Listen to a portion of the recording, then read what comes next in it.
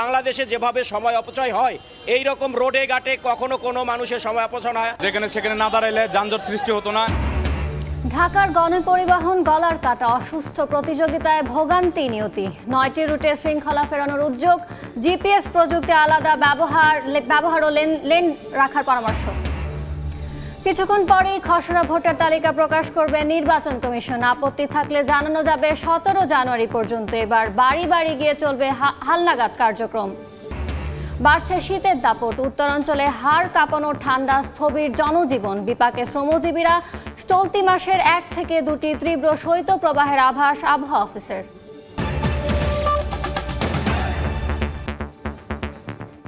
সময় সংবাদের সঙ্গে আছি আমি ইয়ানুর শিফাত।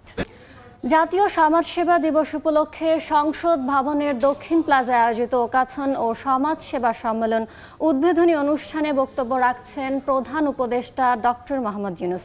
সরাসরি চলে যাচ্ছে সেখানে। এই যে বললাম যে সরকারের যে ক্ষমতা তার তুলনায় মানুষের যে ক্ষমতা সেটা যদি তুলনা করি তাহলে সরকারের ক্ষমতা একেবারে নস্যি, মানুষের ক্ষমতা প্রচন্ড শক্তি। আমরা সবাই যদি অল্প অল্প করে সেই নিঃস্বার্থে সঙ্গে সঙ্গে পরস্বার্থের কাজটাও করতে পারতাম, এটা যদি আমাদের মাথায় ঢুকতো, আমাদের মাথায় আমরা নিয়ে আসতাম, তাহলে আমাদের কোনো সমস্যা আর এদিকে তাকাতে হতো না, কারো মুখাপেক্ষি হতো না, কারো দিকে তাকিয়ে থাকতে হতো না। আমরা নিজেরাই সেটা সমাধান করতে পারি।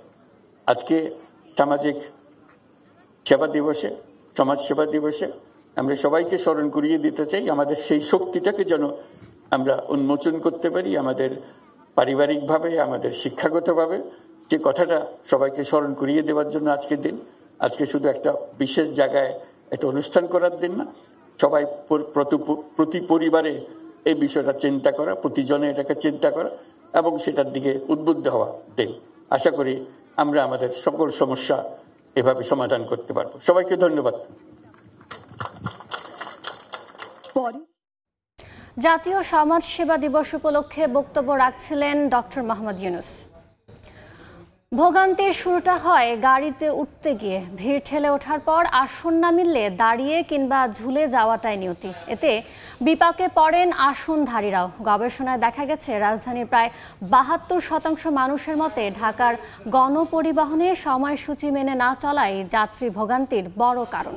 তাই দুর্ভোগ কমাতে অবকাঠামোগত প্রকল্প না নিয়ে সময়সূচি মেনে বাস পরিচালনে গুরুত্ব দিয়ে আলাদা লেন রাখার পরামর্শ বিশেষজ্ঞদের। সঙ্গে নজরদারি বাড়াতে জিপিএস প্রযুক্তি ব্যবহারের দিকেও নজর দেওয়ার তাগিদ তাদের। আলামিন তুষারের রিপোর্টে বিস্তারিত। যাত্রী তোলার এমন অসুস্থ প্রতিযোগিতার কারণ যাত্রী সংখ্যার তুলনায় অপ্রতুল গাড়ির সংখ্যা। যদিও রাস্তার তুলনায় সেই সংখ্যাটা কিন্তু বেশি, যা কিনা বিশ্বের সবচেয়ে যানজটপ্রবণ শহরগুলোর একটিতে পরিণত করেছে ঢাকাকে। বাসকে নিয়ন্ত্রণে না এনে মেট্রো রেল আর বিআরটির মতো বড় বড় প্রকল্প হাতে নেওয়া হলেও এর সুফল পাবেন না গণপরিবহন ব্যবহারকারীর সিংহভাগ মানুষ। বাংলাদেশে যেভাবে সময় অপচয় হয় এই রকম রোডে ঘাটে কখনো কোনো মানুষের সময় অপচয় হয়। আমরা তো বেগতিক, আমাদের তো দেখা যায় কি যে অফিস আওয়ারে সবাই একসাথে বের হয়, তখন আমাকে যাইতেই হবে। আসলে মামলাটাই সমাধান না, সমাধান হলো সবার সচেতনতা। যাত্রী হিসাবে সেও যেমন সচেতন, ড্রাইভারদের সচেতন দরকার। সবাই সচেতন হলেই সব সমস্যার সমাধান হবে। সাস্টেনেবল আরবান ট্রান্সপোর্ট ইন্ডেক্স বলছে ঢাকার অর্ধেকের বেশি মানুষ গণপরিবহনের প্রাপ্যতা নিয়ে সন্তুষ্ট নয়, অসন্তুষ্ট সময়ানুবর্তিতা নিয়েও। বাস রুট রেশনালাইজেশনের মাধ্যমে 10 মিনিট পর পর বাস চালানোর নিয়ম রাখা হলেও সেটিও দেখেনি আলোর মুখ। ধাক্কাইতে ধাক্কাইতে ও যত সময় ধাক্কানোর নাম না হবে তত সময় ছাড়বে না। প্রত্যেকটা সেক্টরে একটা টাইম শিডিউল করে দিলে যে এখানে এই টাইমে এই বাসটা থামবে, যেখানে সেখানে না দাঁড়াইলে যানজট সৃষ্টি হতো না এবং অ্যাক্সিডেন্টের হার কমতো। বেশ কয়েকটি গবেষণা প্রতিবেদন বিশ্লেষণ করে পাওয়া গেছে ঢাকায় 2007 সালে একটি গাড়ির গড় গতিবেগ ছিল প্রায় 21 কিলোমিটার প্রতি ঘন্টায়। সেটা এবছর কমতে কমতে নেমে এসেছে 4.7 কিলোমিটারে। এ অবস্থায় প্রতি কর্মঘণ্টার যে আর্থিক অপচয় তা যদি হিসাব করা হয় বাৎসরিকভাবে সেই সংখ্যাটা দাঁড়াবে 50,000 কোটি টাকার বেশি। নির্ভরযোগ্য বাস নেটওয়ার্ক যাত্রীদের সন্তুষ্টির মাত্রা বাড়াবে স্বীকার করে নিজেদের জায়গা থেকে বাস মালিক এবং চালকদের সঙ্গে নিয়ে সরকারের পাশে থাকার কথা জানাচ্ছে সড়ক পরিবহন মালিক সমিতি। এদিকে আসছে ফেব্রুয়ারি থেকেই ঢাকার অন্তত 9টি রুটে সময়সূচি অনুযায়ী বাস পরিচালনা শুরুর কথা বলছে বাংলাদেশ সড়ক পরিবহন কর্তৃপক্ষ। টাইমিং একটা বিষয়, অনেক মালিকদেরও অনীহা, কারণ এটা দীর্ঘদিনের একটা অভ্যাসে পরিণত হয়ে গেছে। এই অবস্থার পরিবর্তন করার জন্য আমরা উদ্যোগী হচ্ছি। তো ওই 9টা রুট আমরা চালু করে দেব, আমরা এবার ফেব্রুয়ারি মাসে চালু করে দেবো। যখন এটা আমরা চালু করব কোনো কম্পিটিশন হবে না, সে সিরিয়ালি যাবে, টাইম অনুযায়ী সে যাবে। এদিকে নজরদারি নিশ্চিতে দেশীয় প্রযুক্তি নির্ভর স্বল্প ব্যয়ে দীর্ঘমেয়াদী ফলপ্রসূ প্রকল্প হাতে নেওয়ার পরামর্শ এই যোগাযোগ বিশেষজ্ঞের। সঙ্গে বাসকে সময়সূচির মধ্যে আনতে বাস নির্ভর আলাদা লেনের ব্যবস্থা করারও তাগিদ তার। যেখানে 2 বা তার চেয়ে বেশি লেন আছে, আমরা বাসের জন্য আলাদা লেন একটা করে দিতে হবে। যে ভেহিকেলগুলিতে আসলে যাত্রী সংখ্যা বেশি, তারাই শুধু এই লেনে চলতে পারবে। স্বয়ংক্রিয় কৃত্রিম বুদ্ধিমত্তার ব্যবস্থাপনা করা যায়, তাহলে যারা আসলে লেন ভায়োলেশন করবে তাদেরকে এখানে একটা পানিশমেন্টের আওতায় আনতে হবে। দুর্ভোগ ভোগান্তিতে ভরা রাজধানীর গণপরিবহন সংস্কারে তাই নীতি নির্ধারকদের সঙ্গে রাজনৈতিক দলগুলোকেও ভূমিকা রাখার আহ্বান সংশ্লিষ্টদের। আল আমিন তুষার, সময় সংবাদ, ঢাকা। কিছুক্ষণ পরে খসড়া ভোটার তালিকা প্রকাশ করবে নির্বাচন কমিশন। তালিকা প্রকাশের পর আপত্তি নিষ্পত্তি শেষে আগামী 2 মার্চ চূড়ান্ত ভোটার তালিকা প্রকাশ করা হবে। এ উপলক্ষে সকাল 10:30টায় সংবাদ সম্মেলন করবে সাংবিধানিক এই প্রতিষ্ঠানটি। 18 বছর হবে এমন 17 লাখ ব্যক্তির তথ্য কমিশনে আছে। তাদের সন্নিবেশন করে ভোটার তালিকায় অন্তর্ভুক্ত করা হবে। 2026 সালে 1 জানুয়ারি যারা ভোটার হবার যোগ্য হবেন তাদের তথ্য বাড়ি বাড়ি গিয়ে নেওয়া হবে। এবার চলতি মাসের 2য় সপ্তাহের পর ভোটার তালিকা হালনাগাদ কার্যক্রম শুরু করার কথাও জানিয়েছে নির্বাচন কমিশন। শীতের দ্বিতীয়ার্ধে এসে সারা দেশে বেড়েছে শীতের তীব্রতা। উত্তরের জেলাগুলোতে হাড় কাঁপানো শীতে স্থবির হয়ে পড়েছে জনজীবন। বইছে মৃদু শৈত্যপ্রবাহ। এছাড়া চলতি মাসে 1 থেকে 2টি তীব্র শৈত্যপ্রবাহের আভাস রয়েছে। আগামী 3 দিন ঠান্ডা পরিস্থিতি অপরিবর্তিত থাকতে পারে বলে জানিয়েছে আবহাওয়া অফিস। ঘন কুয়াশার কারণে সাময়িকভাবে ব্যাহত হতে পারে বিমান চলাচল, অভ্যন্তরীণ নদী পরিবহন ও সড়ক যোগাযোগ। আজ চুয়াডাঙ্গায় তাপমাত্রা রেকর্ড করা হয়েছে 9.8। শীত ঝেঁকে বসায় দুর্ভোগ বেড়েছে শ্রমজীবী মানুষের। মধ্যরাত থেকে বৃষ্টির মতো ঝরতে থাকে শিশির। ঘন কুয়াশার সঙ্গে বইছে হিম বাতাস। দিনের বেশিরভাগ সময় দেখা মিলছে না সূর্যের। চলতি মৌসুমে তাপমাত্রা আরও কমতে পারে বলে জানিয়েছে আবহাওয়া অফিস। এতে বাড়তে পারে শীতের তীব্রতা। জানুয়ারি মাস জুড়ে থাকবে হাড় কাঁপানো শীত।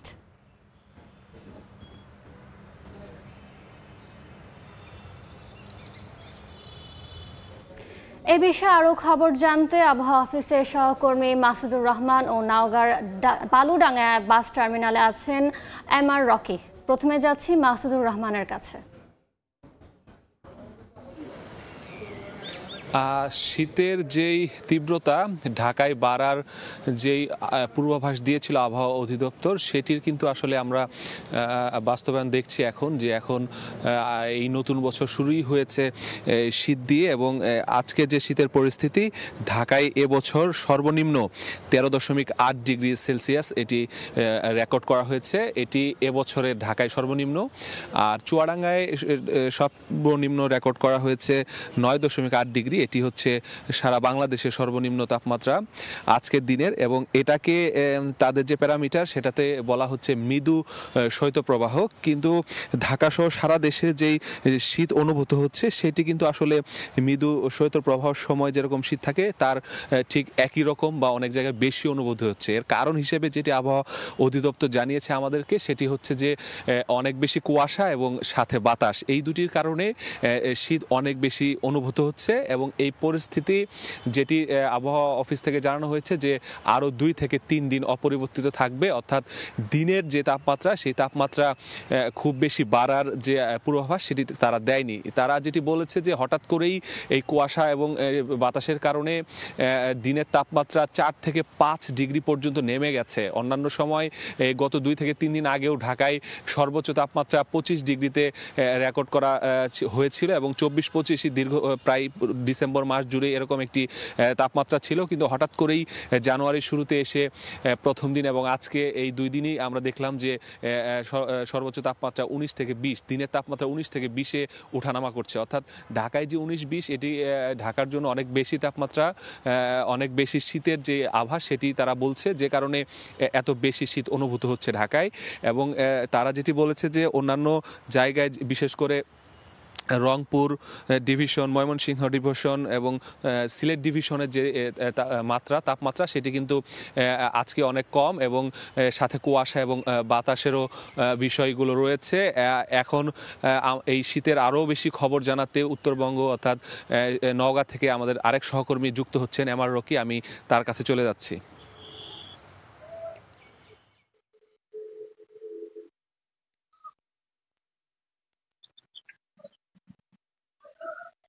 মৌসুমের সর্বনিম্ন যে তাপমাত্রা এই মুহূর্তে কিন্তু এই জনপদের উপর দিয়ে মৃদু সত্য প্রবাহ বয়ে যাওয়ার কারণে অনুভূত হচ্ছে এবং জানুয়ারির প্রথম থেকেই এই তাপমাত্রা কিন্তু আস্তে আস্তে নেমছিল এবং গতকালকে সারাদিনই কিন্তু আমরা দেখছিলাম যে দিনের একেবারে মেঘাচ্ছন্ন আকাশ ছিল, সেই সাথে হিম বাতাস কনকনে ঠান্ডা অনুভূত হচ্ছে এই জনপদে।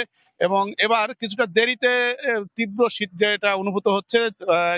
ডিসেম্বরের দ্বিতীয় সপ্তাহ থেকে কিন্তু অনেকটা রোদের উষ্ণতা ছিল, কিন্তু হঠাৎ করে চলতি সপ্তাহে সেই তাপমাত্রাটা একেবারে নিচে নেমে যাওয়ার কারণেই জীবনযাত্রার উপর একটা প্রভাব পড়েছে।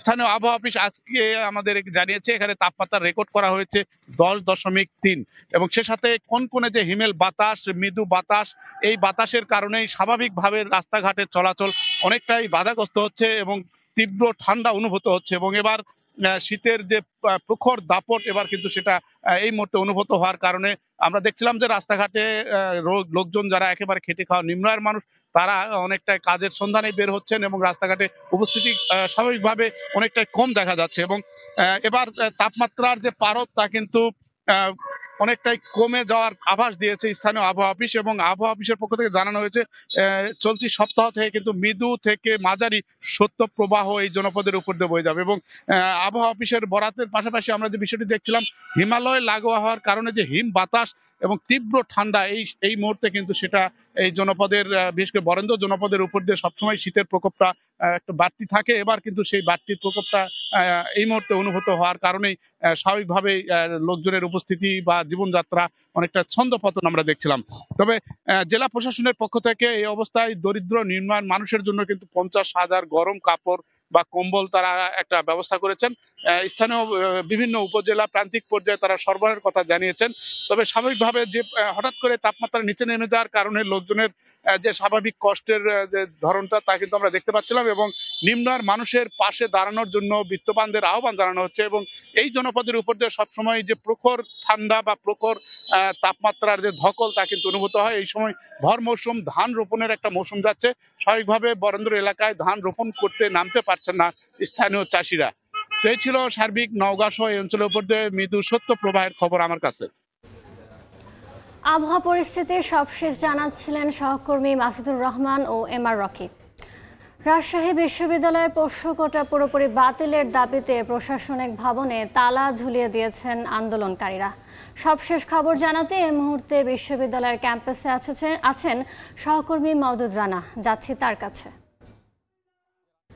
দীর্ঘদিন ধরে প্রচলিত যে পোষ্য কোটা সেটি সম্পূর্ণরূপে বাতিলের দাবিতে রাজশাহী বিশ্ববিদ্যালয়ের প্রশাসনিক ভবনের প্রধান যে ফটক রয়েছে সেটিতে তালা ঝুলিয়ে দিয়েছে আন্দোলনরত শিক্ষার্থীরা।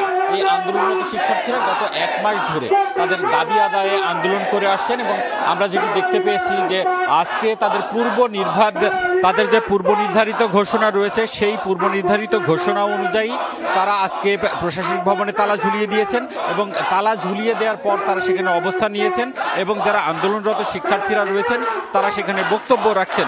আমরা যেটি দেখেছি যে গতকাল দুপুরে সিনেট ভবনে রাজশাহী বিশ্ববিদ্যালয় প্রশাসন পোষ্য কোটা 4% থেকে নামিয়ে 1% করেন এবং তারা সেখানে বলেন যারা বিশ্ববিদ্যালয়ের সহায়ক কর্মচারী রয়েছে অর্থাৎ মালি এবং যারা ড্রাইভার রয়েছেন তাদের সন্তানরা আসলে পোষ্য কোটায় সুযোগ পাবে। কিন্তু আন্দোলনরত শিক্ষার্থীরা সেই বিশ্ববিদ্যালয় প্রশাসনের ঘোষণা সেটি প্রত্যাখ্যান করে এবং গতকাল বুধবার রাতে তারা একটি সংবাদ সম্মেলন করেন এবং সেখানে বলেন যে 9টা 50 মিনিট অর্থাৎ বৃহস্পতিবার সকাল 9টা 50 মিনিটের মধ্যে যদি বিশ্ববিদ্যালয় প্রশাসন সম্পূর্ণরূপে এই পোষ্যকোটা বাতিল না করে তাহলে তারা আন্দোলনে যাবেন এবং তারা এই বিশ্ববিদ্যালয়ের প্রশাসনিক যে ভবন রয়েছে সেটিতে তালা ঝোলাবেন এবং অনির্দিষ্টকালের জন্য তারা তাদের আন্দোলন করবেন। এবং আমরা আজকে দেখতে পেয়েছি সকাল 9:50 আন্দোলনরত শিক্ষার্থীরা তারা প্রশাসনিক ভবনের সামনে আসেন এবং সেখানে তারা মাইকে বারবার ঘোষণা করেন যারা প্রশাসনিক ভবনে আছেন তারা বের হয়ে আসেন, কিন্তু আন্দোলনরত ছাত্রদের সেই ঘোষণা আসলে প্রশাসনিক যারা রয়েছেন প্রশাসনিক ভবনে অবস্থান করছেন সেই কর্মকর্তা কর্মচারী তারা আসলে শোনেননি এবং আমরা দেখেছি যে তারা প্রশাসনিক ভবনের মধ্যে অবস্থান করছে। এরপর সকাল 10টার দিকে এখানে যেসব আন্দোলনরত শিক্ষার্থীরা রয়েছেন তারা সেটি তাদের গেটে তালা ঝুলিয়ে দেন এবং এরপরেই তারা স্লোগান দিতে থাকেন, তারা অবস্থান কর্মসূচি করছেন। তারা বলছেন যে পোষ্যকোটা সম্পূর্ণরূপে বাতিল না হওয়া পর্যন্ত তাদের এই আন্দোলন চলমান থাকবে। এই ছিল রাজশাহী বিশ্ববিদ্যালয় থেকে আমার কাছে সর্বশেষ। রাজশাহী বিশ্ববিদ্যালয়ের সবশেষ পরিস্থিতি জানাচ্ছিলেন সহকর্মী মওদুদ রানা। সময় সংবাদে আরও থাকছে, খানাখন্দ সড়কে অন্তহীন দুর্ভোগ, চলাচলের অনুপযোগী খুলনা বিভাগের 5 মহাসড়ক, দুর্ঘটনা বাড়ছে প্রাণহানি, রাস্তায় বেহাল দশায় ওভারলোডিংকে দুষছে কর্তৃপক্ষ। এই মুহূর্তে চট্টগ্রাম আদালতে আছেন রিপোর্টার শফিকুল আলম। সবশেষ পরিস্থিতি জানতে সরাসরি যাচ্ছি তার কাছে। ইসকনের বহিষ্কৃত নেতা চিন্ময় কৃষ্ণ দাসকে আনার কথা রয়েছে, আজকে তার জামিন শুনানি হওয়ার কথা রয়েছে। ইতিমধ্যে কিন্তু বিপুল সংখ্যক আইন শৃঙ্খলা বাহিনী মজুদ করা হয়েছে, পুরো কড়া নজরদারিতে রাখা হয়েছে, পুরো নিরাপত্তার চাদরে ঢেকে রাখা হয়েছে আদালত চত্বর। এবং সকাল থেকে এখানে ডিবি, র্যাব, পুলিশ, আনসার সদস্য এবং যে বিজিবি এবং সেনা সদস্য সহ বিপুল সংখ্যক আইন শৃঙ্খলা বাহিনীর কড়া নজরদারিতে রাখা হয়েছে পুরো এলাকা। আজকে তাকে আদালতে জামিন শুনানির জন্য তোলার কথা রয়েছে, এখনো পর্যন্ত কিন্তু তোলা হয়নি। আপনাকে জানিয়ে রাখি যে গত 31শে অক্টোবর যে তার বিরুদ্ধে রাষ্ট্রদ্রোহী মামলা করা হয়েছে, সেই মামলায় যে মামলা করা হয়েছে সেই মামলায় তাকে মামলার পর কিন্তু তাকে এখানে 26শে নভেম্বর চট্টগ্রাম আদালতে হাজির করা হয়েছে। তখন কিন্তু হট্টগোল হয় এবং সংঘর্ষের ঘটনা করে এবং অনুসারীদের সাথে পুলিশের সংঘর্ষে কিন্তু সাইফুল ইসলাম নামে এক আইনজীবী নিহত হন, অর্থাৎ তাকে কুপিয়ে হত্যা করা হয়। পরবর্তীতে কিন্তু 6টি মামলা হয়েছে, তার পরিবার, ভাই এবং পুলিশও 6টি মামলা করে। এবং যে চিন্ময় কৃষ্ণ দাসের রাষ্ট্রদ্রোহী যেটি মামলা হয়েছে সেখানে 19 জনকে আসামি করা হয়েছে। এবং যে আলিফ হত্যাকাণ্ডকে ঘিরে কিন্তু 6টি যে মামলা হয়েছে সেখানে 40 জনকে গ্রেফতার করা হয়েছে। তবে 10 জন সেই হত্যার সাথে জড়িত আছে এরকম 10 জনকে গ্রেফতার করা হয়েছে বলে আমরা জানতে পেরেছি। আপনি হয়তো দেখতে পাচ্ছেন পুরো নিরাপত্তার চাদরে ঢেকে রাখা হয়েছে। এবং এই যে তাকে যে আদালতে আনা হবে সেই জন্য কিন্তু পুলিশ, আইন শৃঙ্খলা বাহিনী সব ধরনের প্রস্তুত রাখা হয়েছে এবং চট্টগ্রামের মহানগর দায়রা জজ আদালত সাইফুল ইসলামের আদালতে তাকে তোলা হবে। আর একটা কথা জানিয়ে রাখি যে আজকে 2 জানুয়ারি যে তার এই যে জামিন শুনানির দিন ধার্য করা হয়েছে, সেই 2 জানুয়ারির আগে গত 11 ডিসেম্বর কিন্তু একজন আইনজীবী অর্থাৎ রবীন্দ্রনাথ ঘোষ নামে এক আইনজীবী কিন্তু তাকে আগাম জামিনের জন্য আবেদন করেছিল। আদালত সেটিকে নথিভুক্ত করে আজকে দিন ধার্য করা হয়েছে। হয়তো কিছুক্ষণ পর চিন্ময় কৃষ্ণ দাসকে এই আদালতে তোলা হতে পারে এবং সেখানে আসলে হয়তো বিচারক হয়তো একটা কারাগারে পাঠাতে পারে, না হয় কোনো সিদ্ধান্ত কিন্তু তখন আদালত থেকে আমরা পাবো। তবে ইতিমধ্যে কিন্তু পুরো এলাকা চত্বর, পুরো আদালত চত্বর করা নিরাপত্তার চাদরে ঢেকে রাখা হয়েছে। এই ছিল আমার সর্বশেষ তথ্য। চট্টগ্রাম আদালতের সবশেষ পরিস্থিতি জানাচ্ছিলেন রিপোর্টার শফিকুল আলম। বহু বছর ধরে বিশ্বের পোশাক রফতানিতে সফলতার শীর্ষ তালিকায় আছে বাংলাদেশ। বিদেশে কুড়ানো সুনাম দেশেও স্থায়ী করতে চান ব্যবসায়ীরা, তাই তো স্থানীয় ক্রেতাদের জন্য প্রস্তুত করছেন বাহারি পোশাক। দাম ও মান বিবেচনায় ক্রেতার পছন্দের তালিকায় উপরের দিকে জায়গা করে নিচ্ছে এসব ব্র্যান্ড। স্থানীয় উদ্যোগকে সাধুবাদ জানিয়ে আরও শক্তিশালী করার তাগিদ দিচ্ছেন অর্থনীতিবিদরা। ফরহাদুর রহমানের রিপোর্ট। রফতানিযোগ্য হলেও সামান্য ত্রুটি থাকায় বিশ্বমানের এসব পোশাকের জায়গা হয় রাজধানী সহ দেশের বিভিন্ন বিপণী বিতানে। তুলনামূলক কম দাম ও গুণগত মান ভালো হওয়ায় ক্রেতাদের মাঝেও এসব পণ্যের রয়েছে বেশ কদর। কাস্টমার আইসি বলে এক্সপোর্ট আসেনি, এক্সপোর্ট দেখেন, ঠিক আছে, তখন এক্সপোর্ট আমি দেখি। চেষ্টা করি মানে এ গ্রেড বি গ্রেডের কোয়ালিটি প্রোডাক্টটা কালেক্ট করার জন্য। এক্সপোর্ট কোয়ালিটি যেগুলো ওগুলা সুইচিং কোয়ালিটি প্লাস হলে গিয়ে প্রোডাক্টের কোয়ালিটি খুবই মোটামুটি ভালো হয়। প্রাইসিংটা অনেকটা রিজনেবল আর কি, রিজনেবল দেখে আসলে আর কি আমরা এখানে আসি। তবে বাংলাদেশের বাজারের জন্য রফতানিযোগ্য মানের তৈরি পোশাক বিক্রি করছে বেশ কিছু ব্র্যান্ড। নামি দামি বিভিন্ন বিদেশি ব্র্যান্ডের ঝোঁক থেকে বেরিয়ে মধ্যবিত্ত শহরের শ্রেণী এখন ছুটছেন এসব দোকানে। সুইং, ফিটিং, ফ্যাব্রিক, পাশাপাশি নান্দনিক সব ডিজাইন, এই সব মিলিয়ে বিশ্বের নামি দামি সব ব্র্যান্ডের সাথে এখন টেক্কা দিচ্ছে দেশের বেশ কয়েকটি ব্র্যান্ড। পাশাপাশি স্থানীয় ক্রেতাদের মন জোগাচ্ছে এসব ব্র্যান্ডগুলো। কাপড়ের কোয়ালিটি মানে ডে বাই ডে ইনক্রিজিং এবং বেশ ভালো কম্পেয়ার করি যদি হচ্ছে অন্যান্য মানে বাইরের প্রোডাক্টের ক্ষেত্রে, ওরা কিন্তু প্রাইসিং অনেক হাই, আমাদের এফোর্টে অনেক সময় বাইরে চলে যায় আর কি। এখানে আমি প্রায়ই আসি, আমার খুব ভালো লাগে, ড্রেসগুলো অনেক ভালো, প্রাইসে অনেক কম। আমি কিন্তু শিপমেন্ট করি, তারপর ওদের যে প্রোডাক্ট এটা একদম কোয়ালিটি সম্পন্ন। প্রস্তুতকারক প্রতিষ্ঠানগুলো বলছে মান ঠিক রেখে পণ্যের দাম নির্ধারণে বিবেচনায় রাখা হয় দেশের আর্থসামাজিক অবস্থা, ফলে সহজে ক্রেতাদের কাছে পৌঁছাতে পারছেন তারা। বাড়ছে ব্র্যান্ড হিসাবে সুনাম ও কলেবর। গত 2 বছর থেকে আমাদের টার্গেটের থেকেও আমাদের ভালো ব্যবসা আমরা করেছি। সাধারণ মানুষের কথা চিন্তা করে প্রাইসটাও আসলে আমরা নির্ধারণ করি। চাচ্ছিলাম যে সব মানুষ যাতে আমাদের ক্রেতা হয়। বিদেশি কাস্টমারদেরকে ক্যাটার করতে গিয়ে যে ফ্যাশন সেন্স আমাদের হয়েছে, আমাদের যে স্কিল সেট হয়েছে, সেটাকে কাজে লাগিয়ে আমাদের মধ্যবিত্ত এবং আমাদের জনসাধারণের মাঝে এফোর্ডেবল একটা প্রাইসে একটা ব্র্যান্ডকে এস্টাবলিশ করা। মেড ইন বাংলাদেশ খ্যাত পোশাক শিল্পের বৈশ্বিক সুনাম কাজে লাগিয়ে দেশীয় এসব প্রতিষ্ঠানকে আরও শক্তিশালী করতে যথাযথ উদ্যোগ নেওয়ার তাগিদ দিচ্ছেন অর্থনীতিবিদরা। যদি ইন্ডিয়া ভালো মানের কাপড় তৈরি করতে পারে, চায়না তৈরি করতে পারে, ইতালি তৈরি করতে পারে, তাহলে আমরা কেন পারবো না? ব্যাকওয়ার্ড লিঙ্কেজ ইন্ডাস্ট্রিগুলোকে যদি স্ট্রেংথেনিং করতে পারি, তাহলে র ম্যাটেরিয়ালসের যে খরচটাও কিন্তু আমাদের সাশ্রয়ী হবে, আমাদের দেশের যে কর্মসংস্থান থেকে আরম্ভ করে দেশের উন্নতিতেও আসলে কন্ট্রিবিউট করবে। এই সুযোগ কাজে লাগাতে পারলে গুণগত মান ও ফ্যাশন চাহিদা মেটাতে বিদেশি ব্র্যান্ড নির্ভরতা কমবে বলেও মনে করেন অর্থনীতিবিদরা। ফরহাদুর রহমান, সময় সংবাদ, ঢাকা। বেহাল দশা খুলনা অঞ্চলের বিভিন্ন আঞ্চলিক ও জাতীয় মহাসড়কের। খানাখন্দ আর কার্পেটিং উঠে যাওয়ায় চলাচল অনুপযোগী হয়ে পড়েছে বিভাগের অন্তত 5টি মহাসড়ক। কোথাও আবার সড়ক সংস্কারের পর বছর না ঘুরতেই ফের একই অবস্থা তৈরি হয়েছে। সড়ক বিভাগ বলছে সড়ক সংস্কারে বড় আকারের প্রকল্প হাতে নেওয়া হয়েছে। আব্দুল্লাহ মামুন, রুবেলের রিপোর্ট।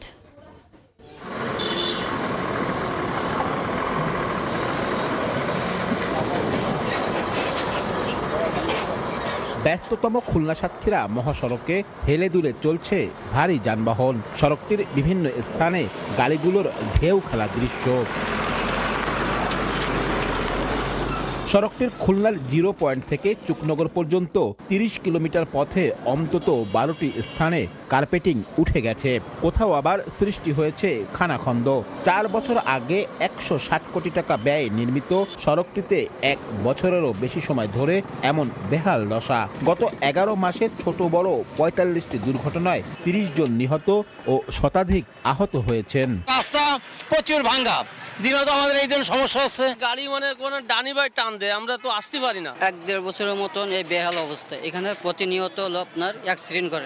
শুধু এ সড়ক নয়, একই কারণে চলাচল অনুপযোগী হয়ে পড়েছে বিভাগের অন্তত 5টি মহাসড়ক। চলাচলের জন্য ত্রুটিপূর্ণ স্থানগুলোতে ইটের সোলিং করায় ভোগান্তি আরও বেড়েছে। নষ্ট হয়ে গাড়ি রাস্তার কারণে ভেঙে পড়ে আছে। কোন ডেলিভারি রুগী চাই এই রাস্তা দিয়ে, তা মনে হয় হাসপাতাল বন্ধ পৌঁছাবে না। এদিকে সুন্দরবনে যাওয়ার একমাত্র সড়ক পথ সাতক্ষীরা শ্যামনগর আঞ্চলিক মহাসড়কটির অবস্থাও খারাপ। দীর্ঘ 1 যুগেও সংস্কার না হওয়ায় কমেছে পর্যটকের যাতায়াত। একই চিত্র খুলনা মংলা মহাসড়কেরও। অন্তত 10 কিলোমিটার অংশে ভারী যানবাহন চলাচল করে হেলে দুলে। খুলনার দিকে সাতক্ষীরা পর্যন্ত রাস্তা ভাই প্রচুর খারাপ, গাড়ি মোটে চালানো যায় না। অতি সত্ত্বর এই রাস্তার দিকে একটু খেয়াল করে যাতে এই রাস্তাটা চলা উপযোগ্য হয়। অবশ্য সড়ক বিভাগ বলছে সবগুলো সড়ক সংস্কারে বড় আকারের প্রকল্প হাতে নেওয়া হয়েছে। ওভারলোডিং আমাদের সবচেয়ে বড় একটা প্রবলেম। আমাদের ম্যাক্সিমাম অ্যালাউড লোড হচ্ছে 22 টন, সেখানে 90% ট্রাকের লোড ছিল 40 টন। এইটা কিন্তু অনেক কিউমিলেটিভ হারে ড্যামেজ করে রোডটা লাইফ লেন্থ আপনি অনেক কমায় ফেলে। দক্ষিণাঞ্চলের এসব মহাসড়কের এমন বেহাল দশায় প্রতিনিয়ত ঘটছে দুর্ঘটনা, ঘটছে প্রাণহানি। বিআরটি এর দেওয়া তথ্য মতে বিভাগের 10 জেলায় গত 11 মাসে 647টি সড়ক দুর্ঘটনায় মারা গেছেন 590 জন, আহত হয়েছেন আরও 6 শতাধিক। আব্দুল্লাহ আল মামুন রুবেল, সময় সংবাদ। খসড়া ভোটার তালিকা প্রকাশ করা হচ্ছে আজ। এ উপলক্ষে আগারগাঁও নির্বাচন কমিশন ভবনে সংবাদ সম্মেলন করছেন নির্বাচন কমিশনার আবুল ফজলুল মোহাম্মদ সানাউল্লাহ। সরাসরি যাচ্ছে সেখানে। আমাদের অতিরিক্ত সচিব জনাব কে এম আলী নেওয়াজ আছেন। আমার ইমিডিয়েট বামে পরিচালক জাতীয় পরিচয় নিবন্ধন অনুবিভাগ জনাব মহাপরিচালক জাতীয় পরিচয় নিবন্ধন অনুবিভাগ জনাব ASM হুমায়ুন কবির আছেন এবং সর্ববামে আমাদের identification system for enhancing access to services অর্থাৎ আইডিয়া 2 এর প্রকল্প পরিচালক ব্রিগেডিয়ার জেনারেল মোহাম্মদ আজিজুর রহমান সিদ্দিকী আছেন। আমরা ব্রিগেডিয়ার জেনারেল আজিজুর রহমান সিদ্দিকীকেও স্বাগত জানাচ্ছি। উনি আজকে কার্যত ওনার কাজ শুরু করেছেন, গতকালকে দায়িত্ব গ্রহণ করেছেন আমাদের পুরনো প্রকল্প পরিচালক চলে যাওয়ার পরে।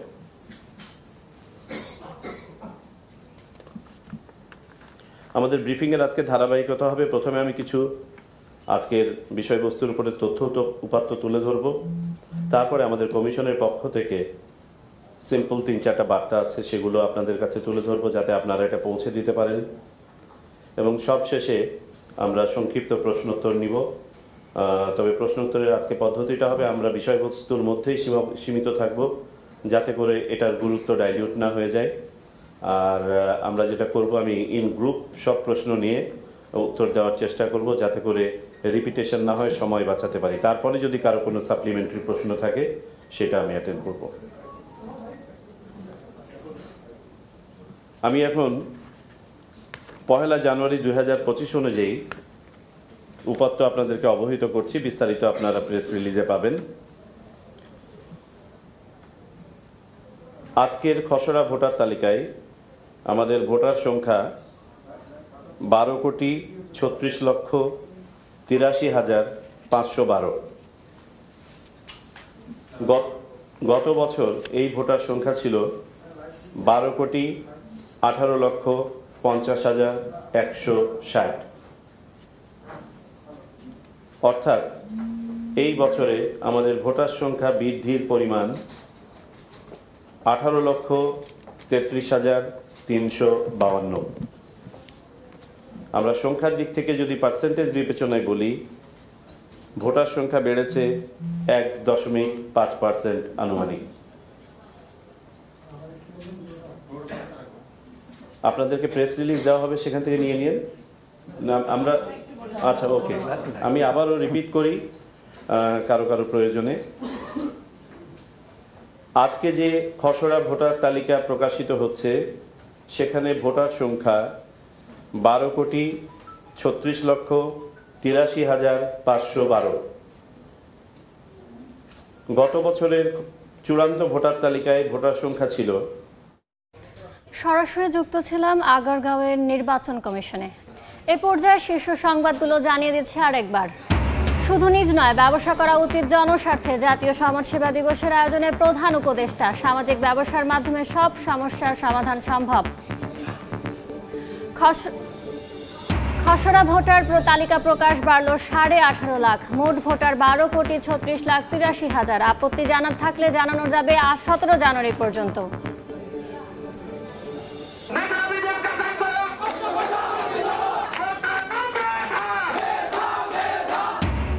পোষ্য কোটা বাতিলের দাবিতে উত্তাল রাজশাহী বিশ্ববিদ্যালয়। প্রশাসনিক ভবনে তালা ঝুলিয়ে শিক্ষার্থীদের বিক্ষোভ।